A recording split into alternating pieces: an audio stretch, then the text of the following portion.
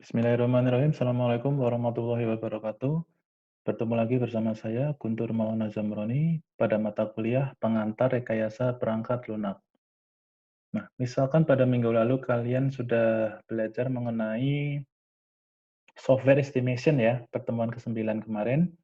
Nah, pada pertemuan ke-10 kali ini kita akan bersama-sama belajar mengenai project management and project scheduling. Jadi intinya kita akan belajar mengenai bagaimana sih cara untuk memanage sebuah proyek, hal-hal apa saja yang perlu diperhatikan ketika kita katakanlah memanage sebuah proyek pengembangan perangkat lunak, kemudian terkait scheduling, project scheduling. Bagaimana caranya atau langkah-langkah untuk membuat scheduling tersebut, kemudian alat-alat apa yang dapat kita gunakan. Begitu ya, kita simak bersama-sama.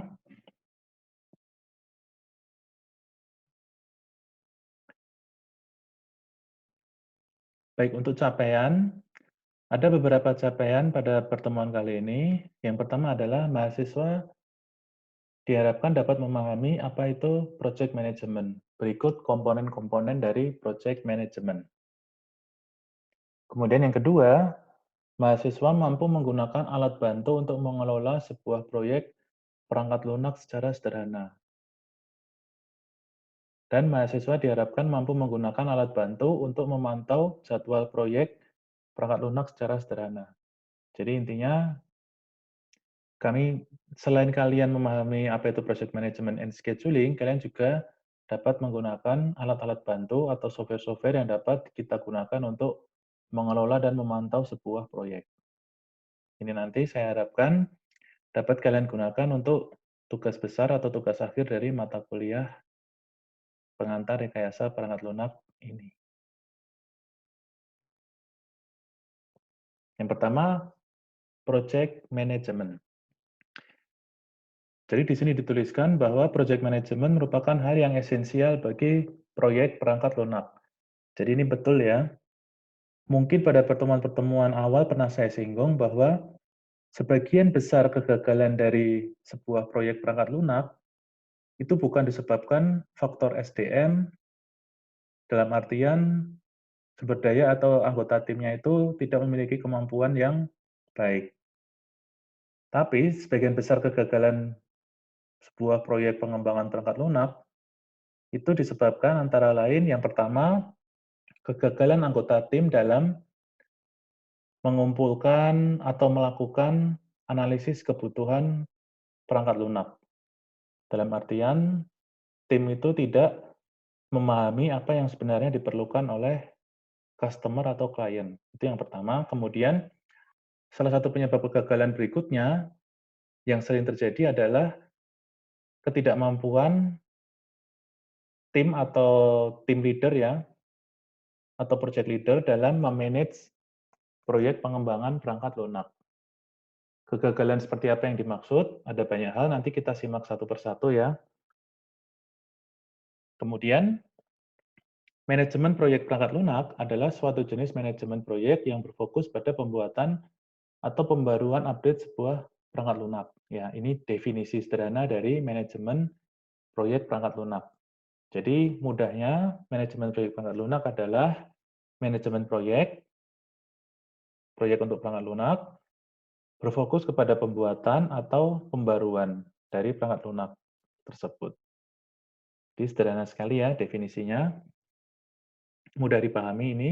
Intinya memanage proyek perangkat lunak terkait pembuatan atau pembaruan.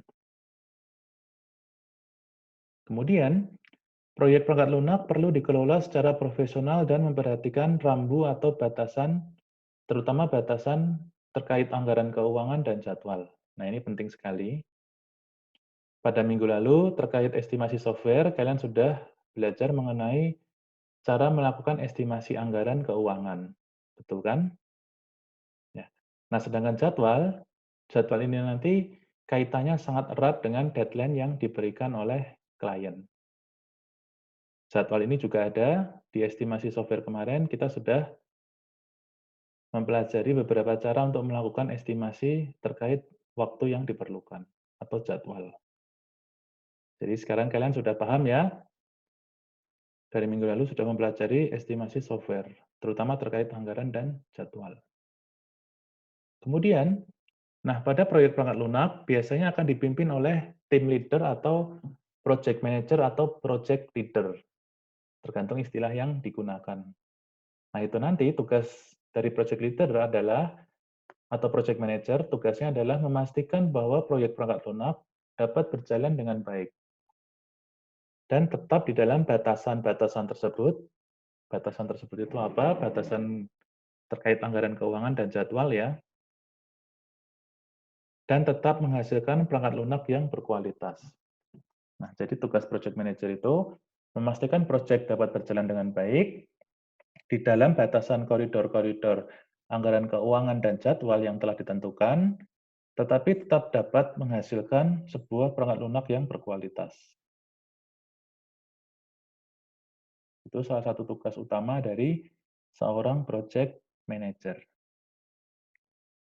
Kemudian, proses manajemen yang bagus tidak 100% menjamin keberhasilan proyek perangkat lunak.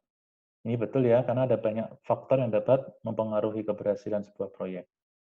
Jadi sekali lagi, sebagus apapun manajemen proyek perangkat lunak, itu tidak menjamin 100% menjamin keberhasilan proyek tersebut. Nah, akan tetapi, manajemen yang buruk biasanya menghasilkan kegagalan proyek. Nah, ini sudah jelas ini ya. Atau kalau boleh saya analogikan, hmm, apa ya, seorang siswa yang belajar dengan rajin untuk menghadapi ujian akhir, belum tentu 100% akan mendapatkan nilai maksimal. Tetapi siswa yang tidak belajar sama sekali, biasanya akan menghasilkan nilai yang jelek. Nah, mudahnya seperti itu mungkin ya, kalau bisa saya analogikan. Kemudian, ini contohnya, contoh dari manajemen yang tidak baik atau kegagalan proyek. Nah, contoh kegagalan antara lain, perangkat lunak tidak selesai tepat waktu, jadi melebihi deadline yang ditentukan. Ini contoh dari manajemen yang buruk atau tidak baik. Kemudian, biayanya ternyata melebihi dari anggaran yang sudah ditentukan. Contoh terakhir, perangkat lunak yang dihasilkan tidak dapat memenuhi ekspektasi customer. Kenapa tidak dapat memenuhi ekspektasi customer? Nah, biasanya tim itu salah memahami atau salah mengartikan keinginan dari customer terhadap perangkat lunak yang diminta. Nah, ini penting sekali diperhatikan. Berikutnya, nah ini terdapat 9 bidang kajian atau 9 kriteria terkait manajemen proyek. Yang pertama adalah faktor scope atau ruang lingkup. Ruang lingkup seperti apa yang dimaksud? Kalau boleh saya beri contoh ya, semisal ruang lingkup perangkat lunak, software, atau environment software-nya ya. Katakanlah klien kalian itu atau customer kalian minta proyek yang dibuat itu menggunakan bahasa pemrograman tertentu, katakanlah. Atau menggunakan environment tertentu, seperti iOS ataukah Android. Atau bisa juga scope itu dalam artian perangkat keras, hardware-nya. Hardware-nya digunakan untuk hardware jenis apa. Nah, hal-hal seperti itu perlu diatur ketika melakukan manajemen proyek. Jadi yang pertama terkait scope atau ruang lingkup. Yang kedua terkait waktu. Ini waktu sudah jelas ya, waktu ini sekali lagi erat kaitannya dengan deadline.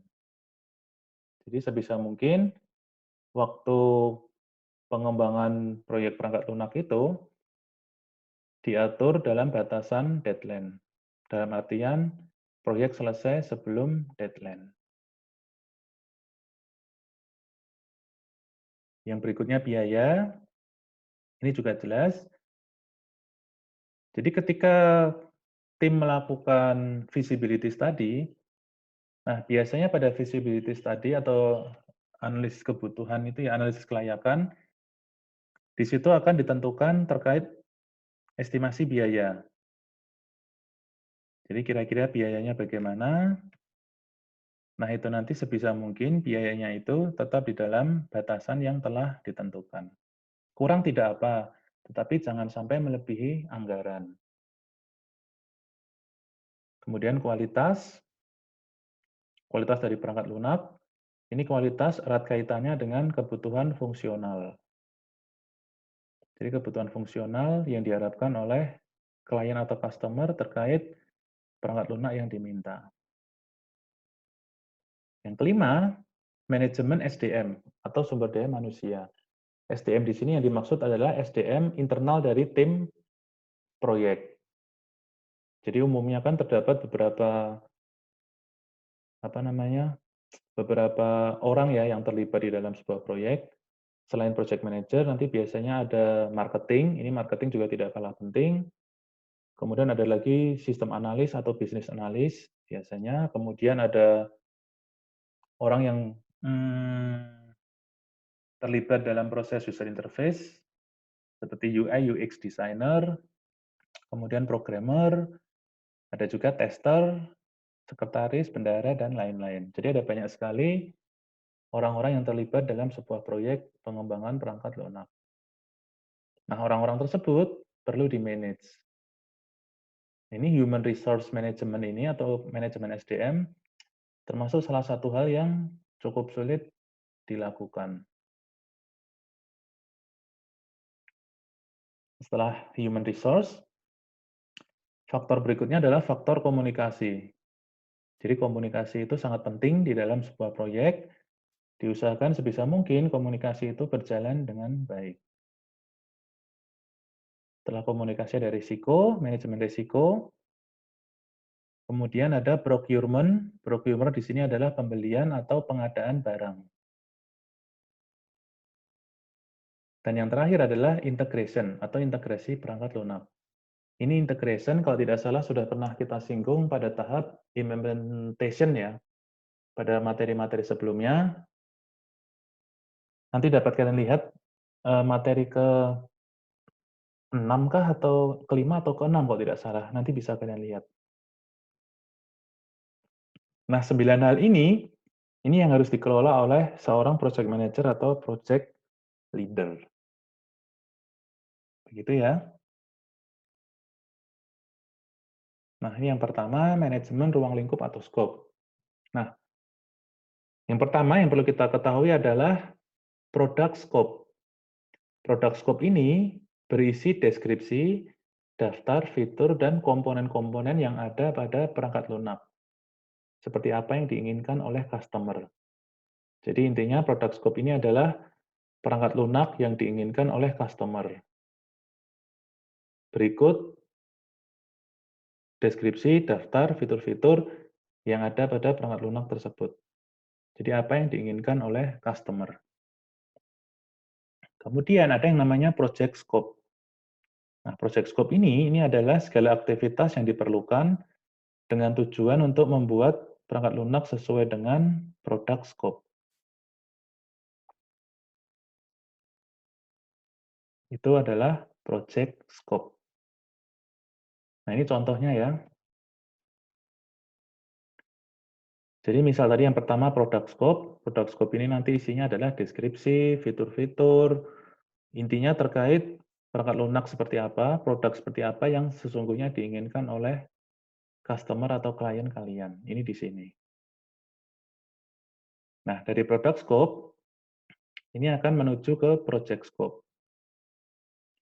Tetapi sebelum menuju ke project scope, ini nanti ada beberapa hal yang perlu diperhatikan. Yang pertama adalah regulations and standards. Ini regulation and standards artinya regulasi dan aturan atau perundang-undangan yang dikeluarkan oleh pemerintah setempat. Jadi sekali lagi ini regulasi atau undang-undang itu perlu diperhatikan di sini. Kemudian, selain regulasi dan undang-undang, ada juga stakeholder need assessment, kebutuhan stakeholder. Jadi kebutuhan stakeholder itu akan diakses atau dianalisis, yang menghasilkan requirement dokumen, dokumen kebutuhan. Nah, ini nanti akan menjadi pertimbangan dalam menentukan project scope. Sekali lagi, project scope itu apa? Project scope adalah aktivitas-aktivitas yang diperlukan atau dilakukan. Intinya dengan tujuan untuk membuat perangkat lunak sesuai dengan product scope. Nah, setelah tahu aktivitas-aktivitas yang diperlukan itu apa saja, ini nanti akan dijabarkan ke yang namanya WBS atau Work Breakdown Structure. Nanti akan ada contohnya, kalau tidak salah, di slide-slide belakang kita lihat bersama-sama nanti. Nah, pada Work Breakdown Structure, ini nanti sebuah proyek itu akan dibagi menjadi beberapa komponen, menjadi beberapa unit. Nah, kemudian dari unit-unit kecil itu akan ditentukan aktivitas-aktivitas yang diperlukan. Project activities. Setelah project activities, lanjut ke project deliverable. Project deliverable ini artinya adalah project yang sudah selesai. Dalam artian perangkat lunaknya sudah siap untuk diserahkan ke klien atau customer. Dan yang terakhir adalah scope verification. Jadi memverifikasi apakah project deliverable ini, perangkat lunak yang sudah jadi, produk yang sudah jadi ini sesuai dengan scope yang diminta oleh customer. Akan dibandingkan project deliverable dengan product scope, apakah sama atau sesuai. Itu terkait scope ya. Nah, ini contohnya atau ilustrasinya. Yang pertama adalah scope, features, functionality. Kemudian ada variabel lainnya adalah resource, cost atau budget. Kemudian variabel berikutnya adalah schedule time. Nah, tiga hal ini menentukan yang namanya kualitas, quality. Jadi katakanlah apa namanya, sebuah proyek itu memiliki schedule yang pendek. Memiliki schedule yang pendek, katakanlah di sini ya, schedule-nya pendek, kemudian biayanya juga lumayan tidak terlalu banyak. Jadi posisinya akan ada di sini quality-nya. Quality ada di sini, ini maksudnya apa? Sekali lagi, schedule-nya pendek, kemudian resource-nya itu tidak terlalu besar, kemudian fitur atau functionality-nya itu akan rendah. Nah, nanti posisi quality-nya akan ada di sini. Semisal ada di sini, ini berarti resource-nya kecil, resource-nya proyeknya itu sangat murah sekali. Tetapi waktu yang diperlukan panjang. Dan kualitas produknya tidak terlalu bagus. Dalam artian feature dan functionality-nya itu sangat sederhana sekali. Semisal ada di sini, ini berarti feature dan functionality-nya itu sangat kompleks, rumit ya, resource-nya besar, biaya yang dibutuhkan itu besar, dan schedule waktu yang diperlukan untuk menyelesaikan proyek ini cukup panjang. Jadi sekali lagi, ini adalah segitiga relasi antara variabel scope, resource, dan schedule yang akan menentukan kualitas dari sebuah produk.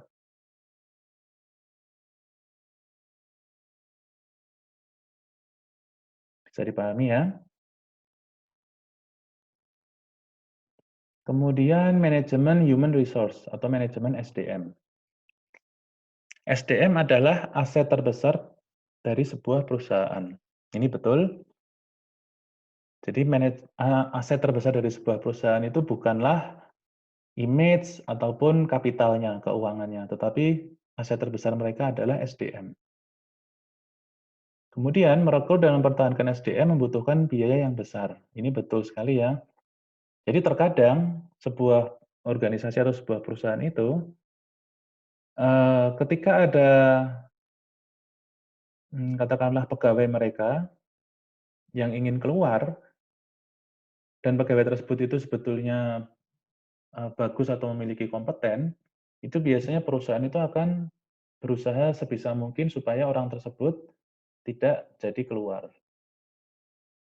Kenapa? Karena apabila satu orang itu keluar, maka mau tidak mau perusahaan harus melakukan proses rekrutmen lagi untuk menggantikan orang tersebut. Dan proses rekrutmen itu cukup mengeluarkan banyak waktu dan biaya. Ya, mungkin kalian bisa tanya gitu, "Pak, kenapa ini mengeluarkan banyak biaya gitu?" Padahal kalau rekrutmen baru gitu kan biasanya gajinya pasti lebih rendah daripada pegawai yang sudah lama bekerja gitu. Betul saja gitu, bisa kalian bilang begitu. Tetapi biasanya kalau rekrutmen baru itu akan mengeluarkan biaya-biaya di luar gaji. Dalam artian biasanya rekrutmen baru itu atau pegawai baru memerlukan proses rekrutmen seperti memasang iklan, kemudian akan melakukan wawancara. Nah, itu kan memerlukan biaya. Selain itu, pegawai baru atau rekrutmen baru itu biasanya akan menerima yang namanya training atau pelatihan. Atau ada juga yang menggunakan istilah bootcamp. Nah, latihan atau bootcamp itu biasanya anggarannya dikeluarkan oleh perusahaan.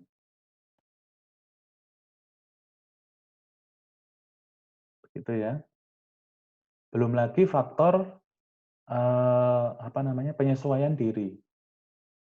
Namanya orang baru kan pasti memerlukan waktu untuk menyesuaikan diri dengan culture atau budaya pada perusahaan tersebut. Nah, hal-hal seperti itu biasanya cukup mempengaruhi efektivitas dan efisiensi kerja. Itulah sebabnya mengapa perusahaan itu biasanya daripada mereka melakukan rekrutmen, mereka lebih memilih mempertahankan SDM yang sudah ada. Nah, bagaimana cara mempertahankannya? Ya paling mudah pastinya menambah gajinya mungkin ya, katakanlah. Kemudian, yang berikutnya kita lihat, seorang software engineer yang baik, yang bagus, belum tentu belum tentu dapat menjadi pengelola SDM yang baik. Ini betul. Jadi, katakanlah seseorang itu memiliki kemampuan yang baik dalam hal software engineer. Tapi belum tentu dia memiliki kemampuan yang baik dalam hal pengelolaan SDM. Ini, ini betul sekali ya. Itulah mengapa terkadang project manager itu belum tentu seorang software engineer. Bisa jadi dia dari orang manajemen, katakanlah ya. Yang penting dia dapat melakukan manajemen yang baik. Nah, faktor-faktor penting yang perlu diperhatikan berkaitan dengan SDM, yang pertama adalah konsistensi. Konsistensi ini apa yang dimaksud? Kalau boleh saya beri contoh, konsistensi dalam hal perlakuan mungkin ya. Konsistensi dalam hal perlakuan. Katakanlah A itu berbuat salah, maka biasanya A akan diberi peringatan. Tetapi kalau orang B berbuat salah dan orang B itu tidak diberi peringatan, maka itu adalah inkonsistensi. Jadi seharusnya kalau A berbuat salah ataupun B berbuat salah, dua-duanya harus mendapatkan peringatan atau teguran. Jadi manajer itu konsisten terhadap aturan atau keputusan. Siapapun berbuat salah, maka akan mendapatkan teguran. Itu contoh sederhananya. Kemudian begitu juga, siapapun yang katakanlah dia berprestasi, maka akan mendapatkan pujian. Itu contoh paling sederhana dari konsistensi. Kemudian respect. Respect di sini sudah jelas, menghormati. Inklusi. Inklusi itu dalam artian Melibatkan. Melibatkan ini ada banyak hal ya, tidak hanya melibatkan dalam sebuah proyek, tetapi melibatkan dalam hal non-proyek. Seperti apa contohnya? Misalkan ada acara kegiatan kumpul-kumpul atau bareng-bareng, maka usahakan seluruh anggota tim itu diajak. Jadi jangan ada yang katakanlah diasingkan atau dikucilkan. Kenapa? Karena ini nanti akan berpengaruh kepada chemistry, kepada situasi tempat bekerja. Semisal situasi tempat bekerja itu tidak kondusif, maka akan berpengaruh terhadap pekerjaan. Ini maksud dari inklusi, jadi melibatkan, mengajak. Kemudian kejujuran, ini sudah jelas, diusahakan sebisa mungkin jujur. Dan yang terakhir adalah kerjasama, teamwork. Ini penting ya, kerjasama teamwork. Ini nanti hal-hal seperti inklusi, kemudian respect, inklusi, kejujuran, kerjasama, dan konsistensi ini, semua ini akan berimbas kepada yang namanya chemistry, atau apa ya kalau saya artikan mungkin suasana kerja atau lingkungan bekerja yang kondusif, yang nyaman.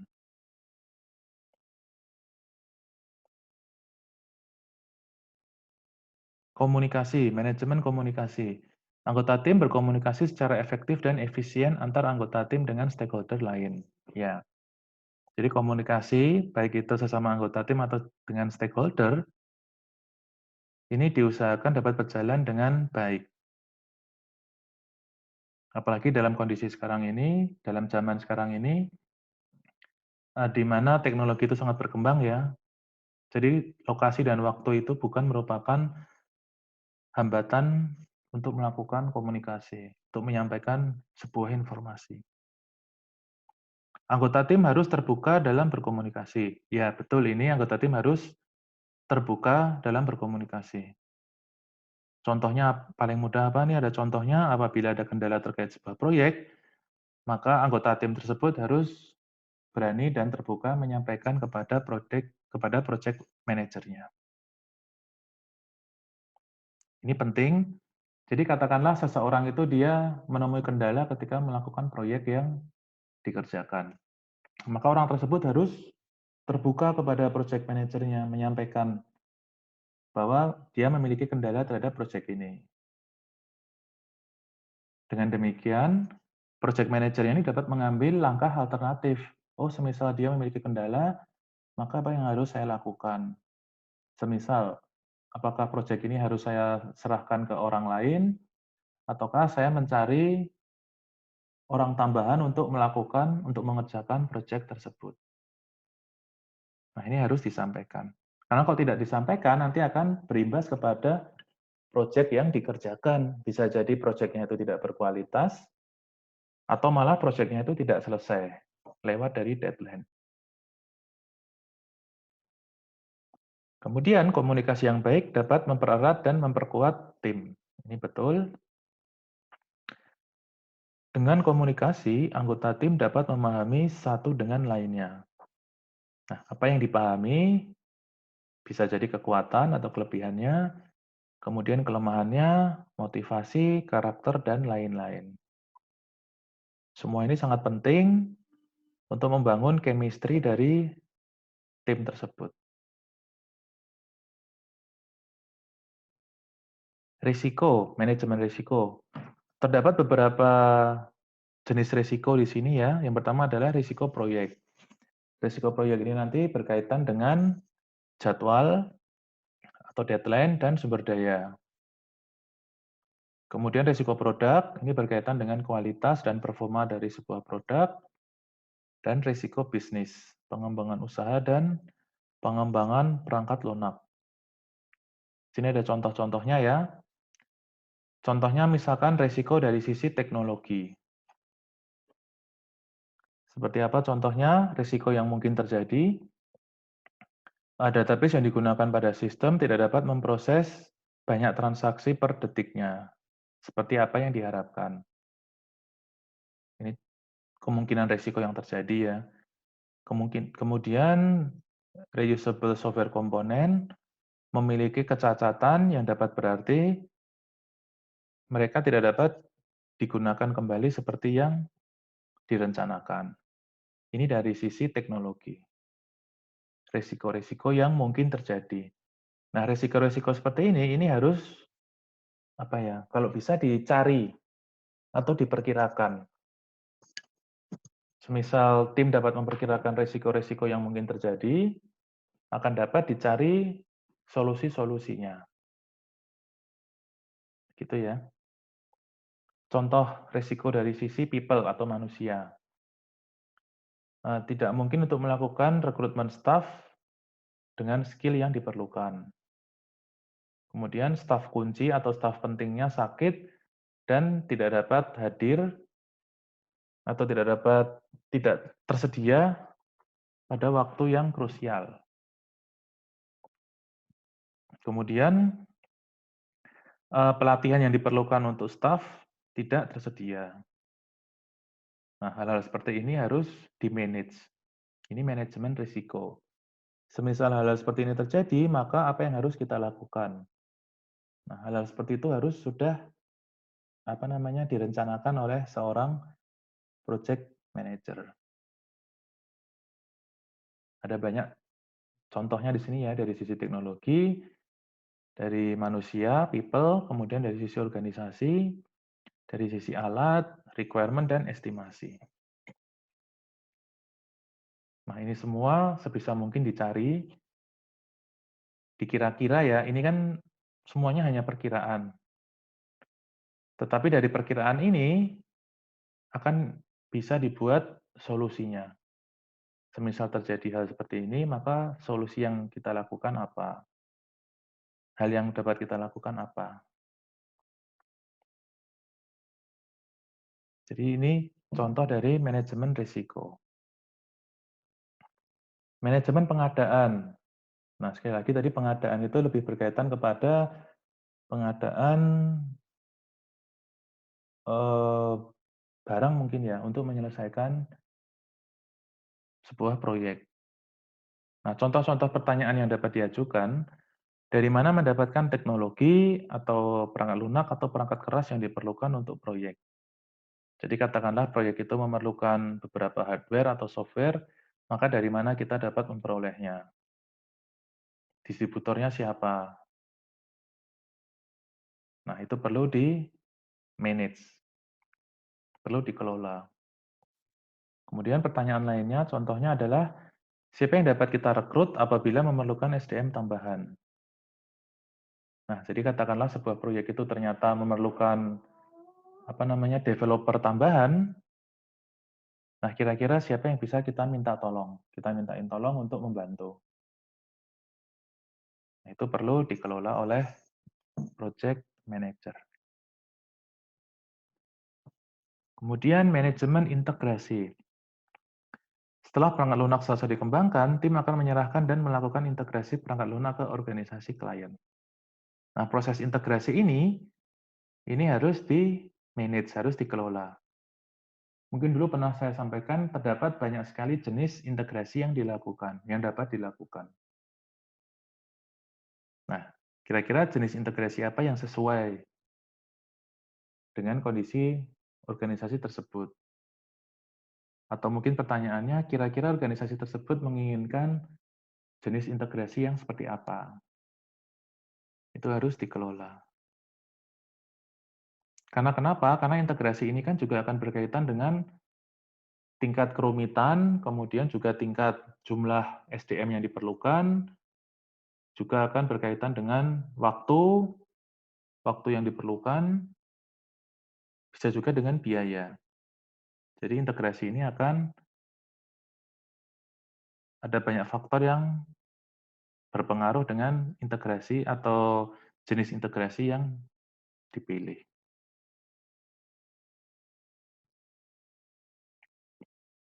Kendala proyek perangkat lunak.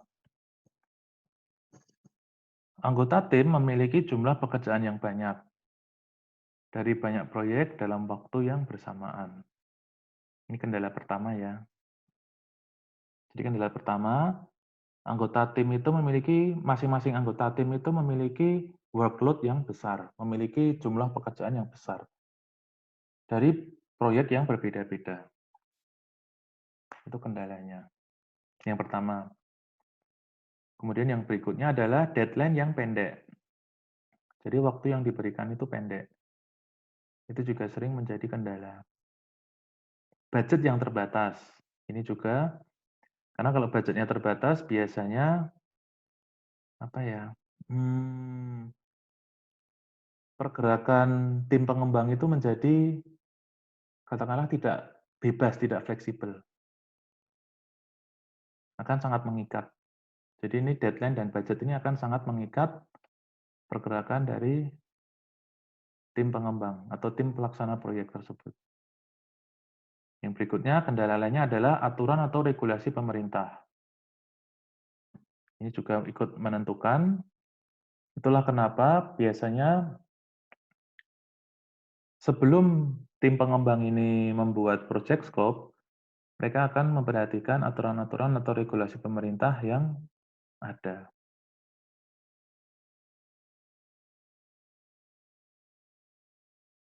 Kemudian, batasan ruang lingkup, perangkat lunak, dan perangkat keras. Ya, ini betul. Jadi semisal klien kalian ingin sebuah sistem untuk perangkat keras jenis ini gitu. Tidak ingin apa namanya? Hanya khusus digunakan untuk perangkat keras jenis tertentu. Nah, hal-hal tersebut itu biasanya juga menjadi kendala pada proyek pengembangan perangkat lunak. Beda cerita kalau klien kalian itu tidak memberikan batasan-batasan ruang lingkup. Itu lebih enak. Ini beberapa contoh kendala ya.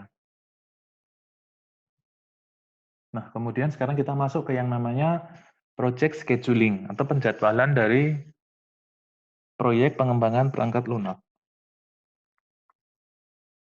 Penjadwalan proyek atau project scheduling itu membagi tahapan pengembangan perangkat lunak menjadi beberapa bagian atau aktivitas. Ya, ini nanti berkaitan dengan yang namanya work breakdown structure. Nanti ada ilustrasinya, kita lihat bersama-sama ya. Jadi sekali lagi, pada penjadwalan proyek ini nanti satu kesatuan proyek itu akan dibagi menjadi beberapa bagian kecil-kecil, beberapa komponen kecil. Nah, masing-masing komponen itu nanti akan diketahui, oh kira-kira aktivitas apa saja yang diperlukan untuk mengerjakan komponen tersebut. Itu nanti akan ketahuan.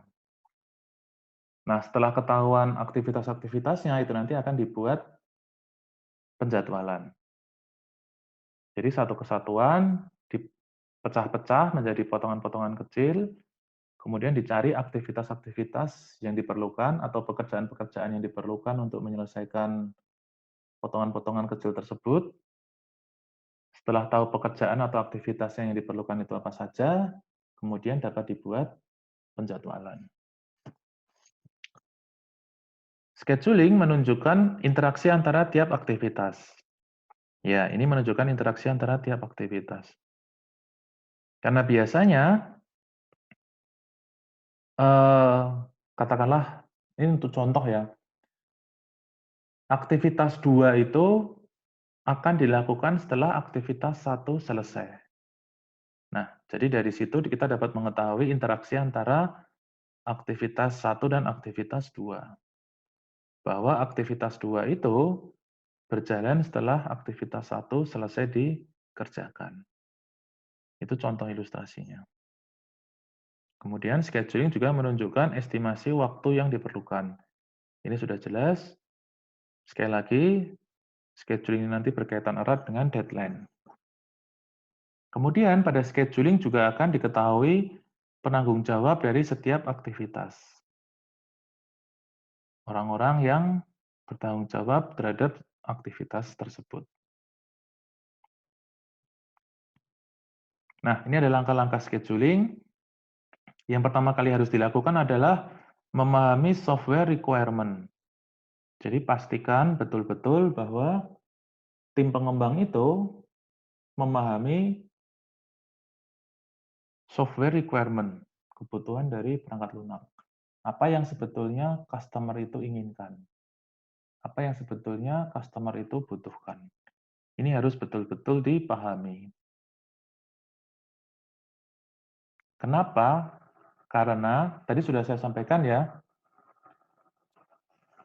memahami software requirement ini terkadang menjadi penyebab keberhasilan dari atau kegagalan dari sebuah proyek. Jadi perlu dipastikan betul-betul. Kemudian langkah berikutnya adalah setelah memahami software requirement, yang berikutnya adalah memilih anggota tim. Ini sudah jelas ya. Jadi semisal kita sudah tahu software yang mau kita buat itu seperti apa, kira-kira skill-skill yang diperlukan untuk mengerjakan proyek ini seperti apa. Nah, dari situ kemudian dapat menentukan tim-tim yang anggota tim yang terlibat.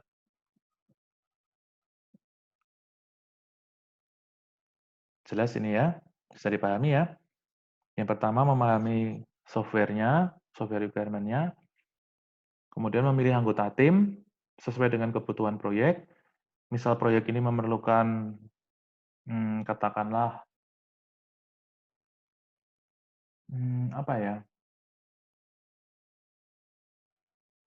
memerlukan machine learning katakanlah. Maka mau tidak mau, anggota timnya harus menyesuaikan dengan proyek tersebut. Anggota tim yang memahami mengenai machine learning harus dilibatkan. Setelah memilih anggota tim, akan menjabarkan proyek menjadi work breakdown structure. Jadi sebuah proyek yang satu kesatuan tadi akan dipecah-pecah menjadi beberapa komponen, kemudian komponen-komponen tersebut akan dicari aktivitas-aktivitasnya. Dalam artian, aktivitas atau pekerjaan apa yang diperlukan untuk menyelesaikan komponen kecil tersebut. Nah, setelah membuat WBS, maka akan membuat chart atau timeline proyek dengan memperhatikan deadline. Ini langkah-langkah scheduling yang sederhana. Nah, ini contoh dari work breakdown structure. Di sini ada proyek. Nah, sebuah proyek ini dibagi menjadi 3 fase atau 3 tahapan. Bukan 3 tahapan ini ya, ini ada tahapan 1, tahapan 2, dan tahapan N. Dibagi menjadi beberapa tahapan. Nah, kemudian untuk tahapan 1, ini terdapat beberapa langkah yang diperlukan. Ada langkah 1, langkah 2. Masing-masing langkah ini memiliki aktivitas-aktivitasnya atau pekerjaan-pekerjaannya. Nah, jadi ini dibagi-bagi. Dari satu kesatuan proyek ini dibagi menjadi beberapa komponen. Contoh lainnya, misalkan ada proyek terkait komunikasi, build communication software.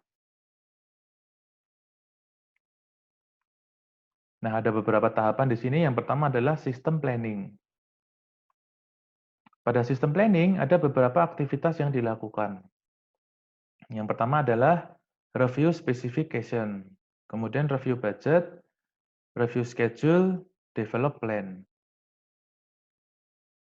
Kita lihat berikutnya, setelah sistem planning ada namanya sistem desain. Ini mulai mendesain. Pada sistem desain akan ada aktivitas top level design, prototyping, UI design, sampai dengan detail design.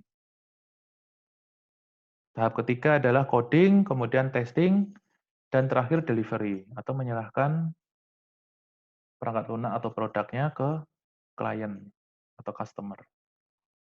Nah, masing-masing tahapan ini dibagi menjadi beberapa aktivitas.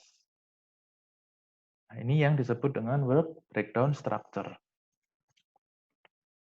Nah, kemudian dari masing-masing aktivitas-aktivitas yang sudah dijabarkan ini, yang sudah dicari ini, akan ditentukan waktunya, penjadwalannya. Kira-kira review specification ini beberapa hari, waktu yang diperlukan berapa hari. Katakanlah mungkin 5-7 hari. Kemudian review budget berapa hari, dan seterusnya. Itu nanti akan dicari. Nah, Ini Gantt chart untuk scheduling-nya. Jadi setelah tadi dipecah-pecahkan, sistem planning ada beberapa aktivitas, ditentukan. Oh ini review specification ini lebih kurang 2 bulan. Kemudian ketahuan interaksinya. Nah setelah ini selesai, maka akan lanjut ke review budget. Nah review budget dan review schedule ini akan berjalan dalam waktu yang bersamaan. Hanya saja dapat dilihat review schedule waktunya lebih panjang ini ya durasinya. Berikut juga dengan sistem desain. Sistem desain dimulai dari top level desain. Ini waktunya cukup lama, ada 1, 2, 3, 4, 5 bulan. 5 bulan yang diperlukan untuk top level desain. Nah, kemudian ketika top level desain ini jalan 1,5 bulan, tim akan lanjut mengerjakan prototyping, membuat prototypingnya. Dilanjutkan dengan user design, dan terakhir adalah detailed design. Nah, nanti dari Gantt chart ini akan diberi kode. Kode itu bisa berupa simbol, bisa juga berupa warna. Ini dapat kalian lihat. Kalau warnanya abu-abu muda ya, ini abu-abu muda atau apa ya warnanya? Ini completed. Jadi ini sudah komplit, ini komplit, ini komplit, ini komplit. Nah, tim ini, garis yang warna putus-putus ini menunjukkan posisi tim. Jadi posisi tim itu ada di sini. Maka bisa kita lihat ini baru berjalan sekian, ini ya, develop plan-nya baru berjalan kira-kira 40%-nya dari total. Ini masih ada warna putih, belum dikerjakan. Sedangkan ini yang warnanya lebih gelap ini menunjukkan kritikal atau aktivitas ini sangat krusial. Ini putih artinya belum dikerjakan, ini belum dikerjakan. Ini warnanya gelap, ini menunjukkan krusial. Dan ini ada simbol-simbolnya, ada start, ada finish. Ini contoh sederhana dari Gantt chart untuk scheduling. Sekali lagi, Gantt chart ini dibuat berdasarkan apa? Gantt chart ini dibuat berdasarkan work breakdown structure.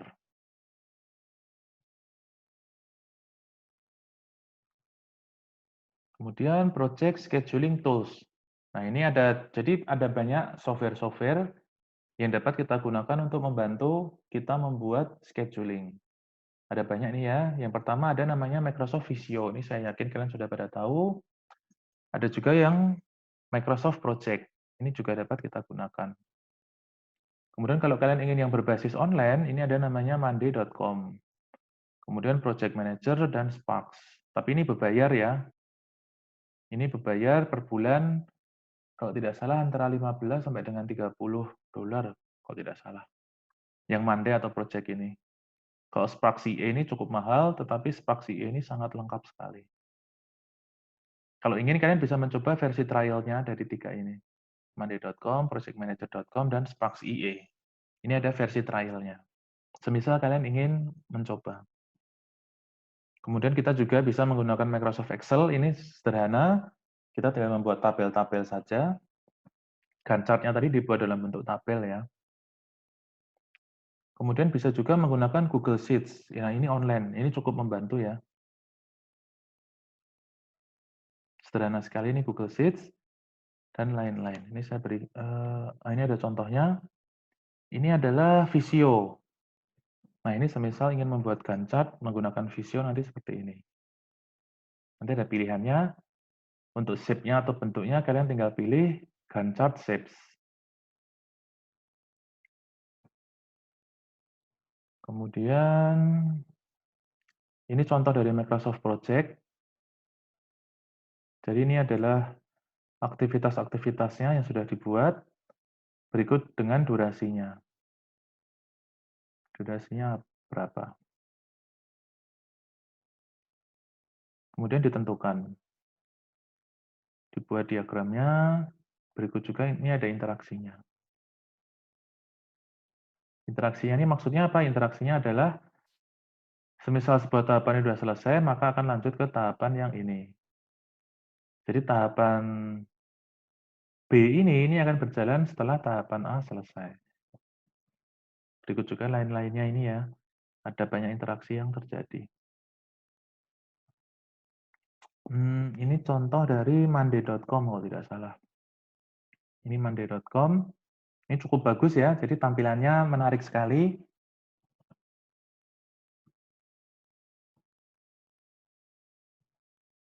Kalau ini dari PM, Project Manager, projectmanager.com. Jadi ini pada bulan September 2019 dapat kita lihat ada banyak aktivitas, ada on-site meeting ini pada tanggal 2, tanggal 3 customer requirement, tanggal 4 stakeholder requirement, tanggal 5 stakeholder requirement juga.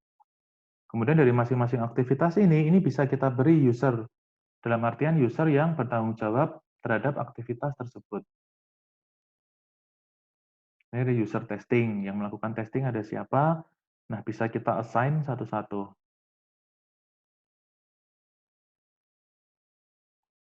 Kemudian aplikasi-aplikasi seperti ini online, sehingga dapat diakses oleh siapa saja yang kita beri wewenang untuk mengakses file tersebut. Dan dapat mengupdate. Jadi semisal katakanlah seperti ini nanti, ini siapa ya, ini web app ya, yang mengerjakan bagian web app. Nah nanti dia dapat mengupdate apakah dia sudah menyelesaikan, sudah done, ataukah sedang mengerjakan, ataukah stuck. Stuck itu dalam artian macet menemui jalan buntu. Nah dia dapat mengupdate statusnya, status pekerjaan ini. Ini penting sekali dan sangat membantu project manager dalam melakukan tracking proyeknya. Tracking atau memantau schedule-nya. Nah, kalau ini Sheet ya kalau nggak salah ya, Google Sheet.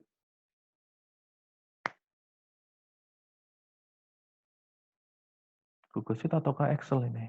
Oh, Google Sheet ini ya. Nah, ini juga contoh dari Google Sheet.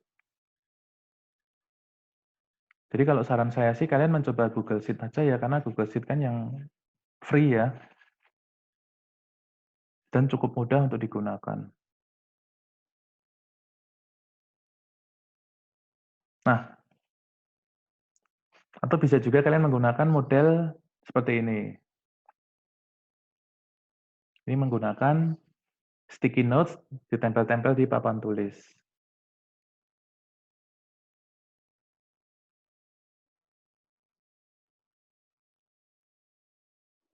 Untuk proses project management dan project scheduling-nya.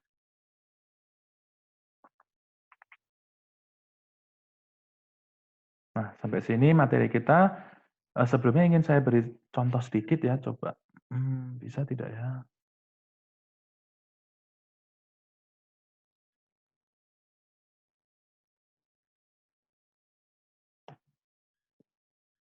Nah, coba saya beri contoh sedikit untuk Google Sheet.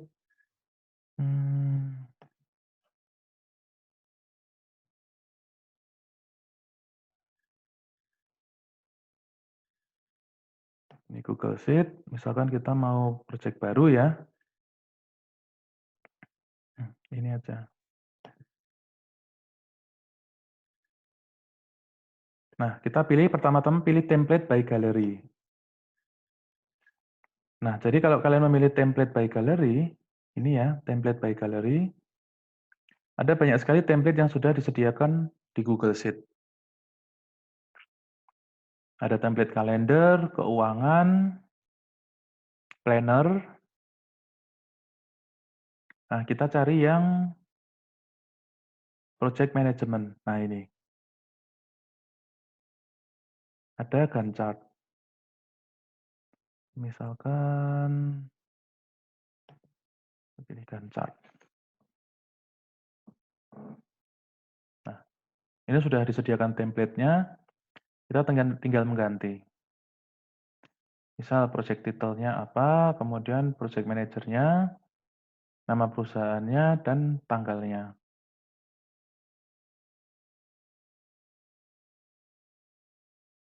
Ini dapat kalian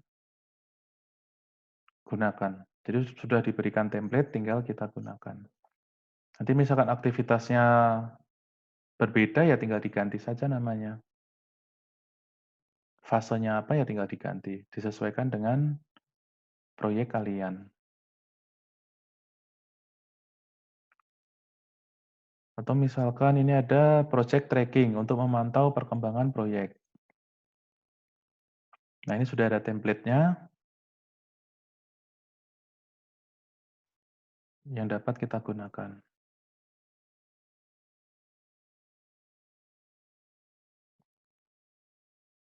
Atau misalkan ini ada project timeline.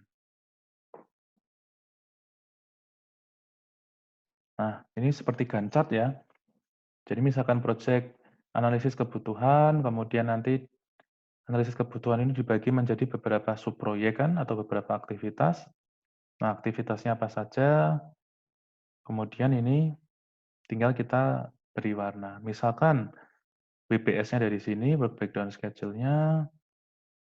Nah, ini tinggal kita beri warna saja. Saya beri warna misalkan kuning. Kemudian ini saya merge ya berarti. Merge cell mana? Enggak ada merge cell. Format. Nah, merge cell, merge all. Nah, nanti tinggal kita beri keterangan, misalkan yang bertanggung jawab pada bagian ini, katakanlah Andi.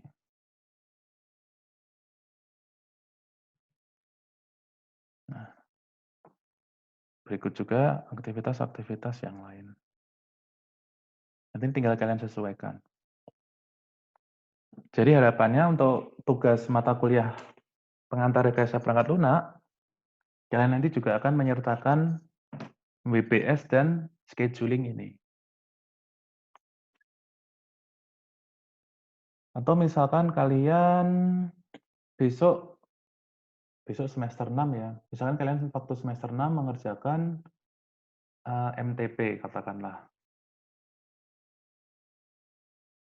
Nah, nanti ketika MTP itu kalian perlu scheduling ini. Kalian perlu membuat estimasi schedule untuk diperlihatkan ke klien kalian. Ya, jadi kalau boleh saya sarankan, gunakanlah Google Sheet. Karena sudah ada beberapa template yang diberikan, tinggal kalian modifikasi. Ya, saya kira sampai sini materi hari ini. Semisal ada yang masih bingung terkait project management dan project scheduling, silahkan menghubungi saya melalui WA, atau juga dapat menghubungi melalui grup yang sudah kita buat. Kita akhiri bersama-sama. Wassalamualaikum warahmatullahi wabarakatuh.